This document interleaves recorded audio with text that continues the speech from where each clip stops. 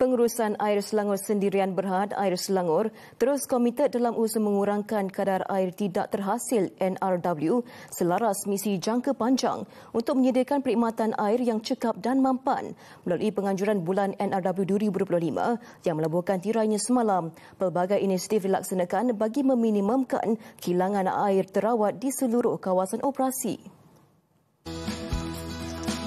Menurut Ketua Pegawai Eksekutif Air Selangor, Adam Safian Ghazali, bulan NRW 2025 menjadi platform bagi menilai pencapaian sepanjang tahun serta memperkukuh tindakan lapangan. Antara inisiatif utama dilaksanakan penggantian paip lama di kawasan berisiko tinggi, penggunaan teknologi pengesanan kebocoran canggih dan kempen laporkan kebocoran melalui aplikasi Air Selangor. Macam mana mereka ingin membantu kita adalah dengan menggunakan Air Selangor Apps 2.0. Apabila kita telah memberikan satu platform kepada pelanggan-pelanggan kita, sebanyak 200,000 leak report ni dah sampai kat kita, dan daripada 200,000 itu 65% adalah leak yang betul.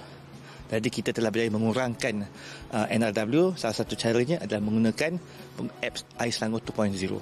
Tambahnya, menerusi inisiatif itu, Air Selangor berjaya menurunkan kadar NRW daripada 31% kepada 27% bersamaan penjimatan hampir 300 juta liter air terawat setiap hari. Beliau turut yakin usaha kolektif di antara pengguna dan pihak operasi mampu memastikan sumber air terawat dimanfaatkan secara optimum demi kelestarian pada masa hadapan.